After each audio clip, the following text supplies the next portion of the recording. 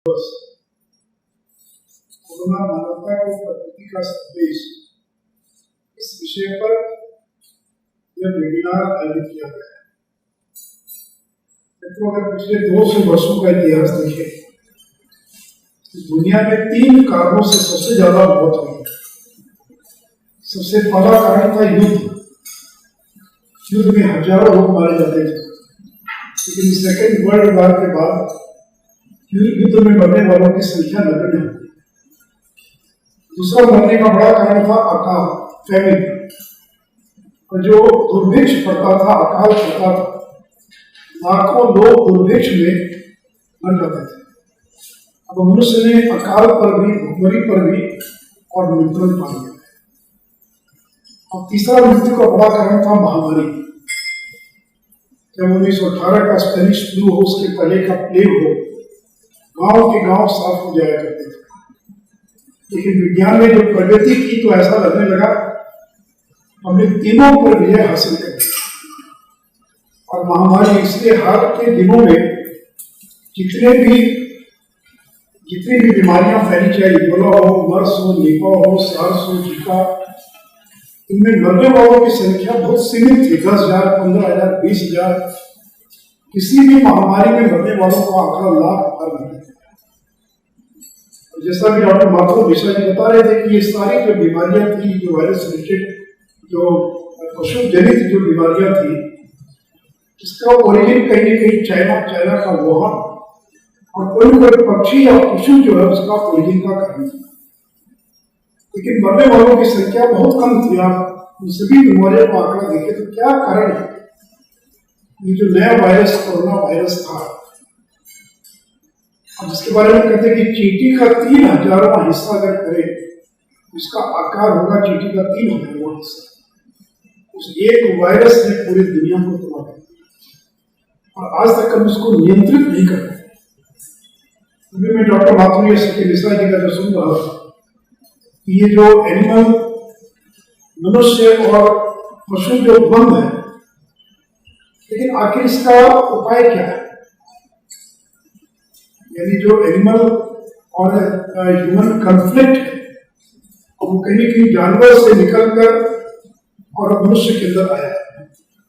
लेकिन आखिर इसमें जो न्यू नॉर्मल, जैसा कि मिशन जी का, इसका क्या तरीका होगा? जानवरों के साथ हमारा किस तरह का रिश्ता हो, किस तरह हम उसको और अपना रिश्ता बनाएंगे ताकि वह, ये कोई अंतिम महामारी नहीं है। भविष्यवाणी तो ये है कि आगे आने वाले दिनों में और भी इसी तरह की और भी महामारियां दुनिया के अंदर फैल सकती है। उससे दुनिया के वैज्ञानिकों का ये दायित्व बनता है इस बात का अध्ययन करें क्या इस कोरोना का संबंध प्रदूषण से है क्या इसका संबंध फॉरेस्ट डिग्रेडेशन से है क्या? है संबंध, थोड़ा बहुत संबंध तो है। लेकिन अगर हम फॉरेस्ट डिग्रेडेशन से अगर बचा सके तो भी क्या हम महामारी को रोक पाएंगे? पूरी दुनिया के लोग मांसाहार तो छोड़ नहीं सकते, छोड़ेंगे नहीं। तो इसलिए एक नए रिलेशन को डिफाइन करने की आवश्यकता है। मित्रों, जब आज हम बायोडायवर्सिटी डे मना रहे हैं, तो मालूम है कि सौर मंडल में पृथ्वी एकमात्र ऐसा ग्रह है जहां जीवन उपलब्ध है। और उस पृथ्वी में भी जितने जीव जंतु हैं, उसमें मनुष्य सबसे ज्यादा विवेकशील है। इसलिए मनुष्य का यह दायित्व बनता है कि हम पृथ्वी के पर्यावरण, सभी जीव जंतुओं, प्राकृतिक संपदाओं का संरक्षण करना, ये हमारा मनुष्य का दायित्व बनता है। ये हम किसी और पर नहीं छोड़ सकते। और पिछले वर्षों के अंदर प्रकृति के अत्यधिक दोहन के कारण जो है, जो प्राकृतिक संपदा थी उसका ह्रास हो, कमी है। जो संपदा बची वो प्रदूषित हो गई, संक्रमित हो गई। और ये जो बायोडायवर्सिटी है, अनेक प्रजातियां विलुप्त हो गई। और मनुष्य को जीने के लिए वायु चाहिए, वायु प्रदूषित हो गई। मनुष्य को जिंदा रहने के लिए पानी चाहिए, पानी प्रदूषित हो गया। मनुष्य को जिंदा रहने के लिए भोजन चाहिए। जो मिट्टी की उर्वरा शक्ति है वो लगातार जो है और कम होती जा रही है।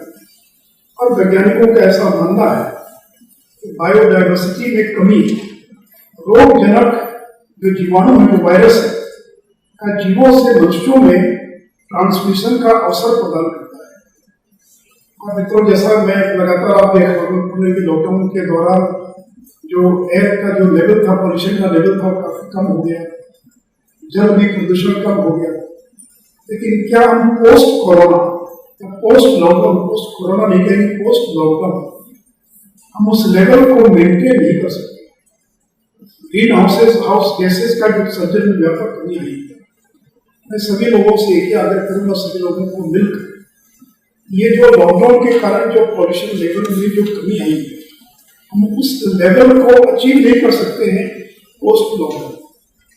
लेकिन हमने उसको देखा, जब आदमी वायरस के डर से घरों में बंद हो गया, जानवर सड़कों पर विचरण कर रहे, स्थिति लौट करनी आएगी। लेकिन हम इस लेवल को कैसे मेंटेन करें, या हम ज्यादा से ज्यादा जो है हम प्रदूषण को कम कर सके, इस दिशा में हमको विचार करना है। मित्रों, मैं ये बताना चाहूंगा कि बिहार सरकार के द्वारा इस बायोडायवर्सिटी के लिए, पर्यावरण की रक्षा के लिए, जहाँ एक और प्राकृतिक वनों की गुणवत्ता और उनकी सघनता में वृद्धि के लिए हम लोगों ने लगातार प्रयास किया। उसी का परिणाम है कि जो फॉरेस्ट एरिया हमारा है, उसकी गुणवत्ता में भी वृद्धि हुई है, उसकी सघनता में वृद्धि हुई है। और माननीय मुख्यमंत्री जी के निर्देश पर जल जीवन हरियाली अभियान में जो हम जल छाजन का जो कार्यक्रम कर रहे हैं, तो इसलिए हमारा एक टारगेट है कि जो हमारा नेचुरल फॉरेस्ट है, उसकी गुणवत्ता, उसकी सघनता में वृद्धि करना। दूसरा कि वन क्षेत्र के बाहर बड़े पैमाने पर वृक्षारोपण। आपको मालूम है कि 9 अगस्त को हम लोगों ने ये निर्णय लिया है कि एक दिन में 2,51,00,000 पौधे लगाएंगे। तो ये सारा काम बिना जन सहभागिता के नहीं हो सकता है। उसी प्रकार जो वाल्मीकि टाइगर रिजर्व हमारा है, वहां पर जो हैबिटेट था टाइगर का, उसके बेहतर प्रबंधन का परिणाम है कि वहां पर टाइगर की संख्या में बढ़कर 31 हो गई, शाकाहारी जीवों की संख्या में भी वृद्धि हुई है।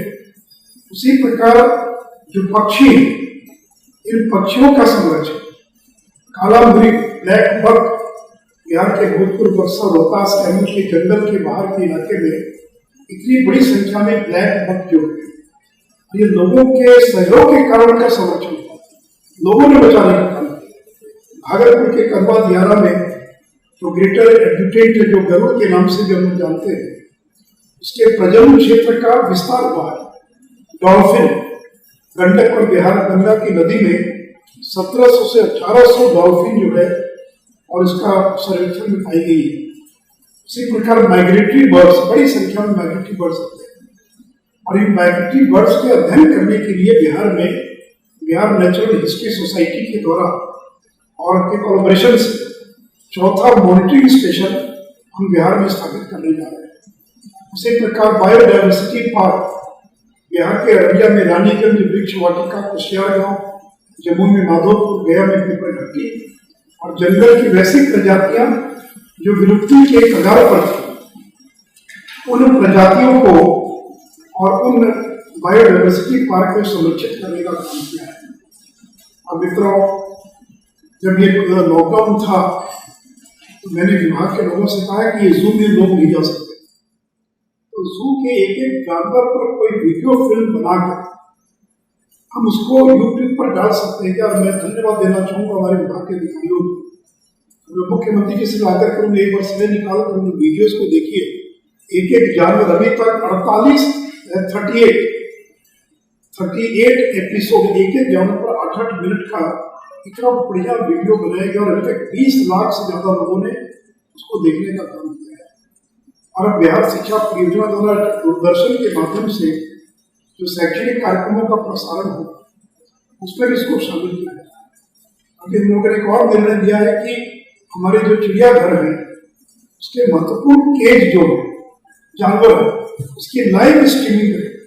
कोई व्यक्ति अमेरिका में भी बैठकर किसी भी इस समय, हमारे जो टाइगर केज है उदाहरण के लिए, वहाँ क्या हलचल उसकी लाइव को देख सकता है। मैं उम्मीद करता हूँ कि बहुत जल्द हम पूरे चिड़ियाघर के महत्वपूर्ण केजेस को लाइव स्ट्रीमिंग जो है हम कर पाएंगे। और मित्रों, अंत में जैव विविधता अधिनियम डॉक्टर डी शुक्ला साहब रखे हुए हैं। तो जैव बायोडायवर्सिटी अधिनियम के तहत हम लोगों ने 7,505 पंचायतों में 136 नगर निकायों में और इनकी प्रबंधन समिति का गठन किया है। अब वो जब प्रत्येक पंचायत में जितने प्रकार के पेड़ पौधे हैं उनके रजिस्ट्रेशन करने का काम वो भी प्रारंभ हो गया कि जैव विविधता के तहत जो है। और अंत में मित्रों, संस्कृत की एक श्लोक है, प्रकृति रक्षति रक्षिता। यदि हम प्रकृति की रक्षा करेंगे तभी प्रकृति हमारी रक्षा करेगी। इसलिए मित्रों, विश्व पर्यावरण दिवस के अवसर पर उनको जो खतरनाक वेस्ट अवशिष्ट है उसका बेहतर प्रबंधन कैसे हो, ये जो अमूल्य जैव विविधता उसका संरक्षण कैसे है, पॉल्यूशन का जो लेवल हमने अचीव किया उसे थोड़ा नीचे क्यों ना, लेकिन हम कैसे बेहतर पर्यावरण को जो हम सुरक्षित रख सकते, फिर मानवीय क्रियाकलापों से होने वाले दुष्प्रभावों को कैसे रोका जाए, प्राकृतिक संसाधनों के एक्सप्लॉयटेशन को कैसे कम किया जाए, हरित आवरण को कैसे बढ़ाया जाए, मनुष्य पशु वन को कैसे कम किया जाए और एक कार्बन न्यूट्रल अर्थव्यवस्था आगे आने वाले दिनों में हम कैसे विकसित कर सके। मैं सभी लोगों से यही अपील करूंगा कि बिहार सरकार माननीय मुख्यमंत्री के नेतृत्व में एक अग्रणी भूमिका का निर्वाह कर रहा है और विश्व पर्यावरण दिवस के अवसर पर हम सब लोग यही संकल्प लें कि हम प्रकृति को भी बचाएंगे, तभी हम बचेंगे। धन्यवाद।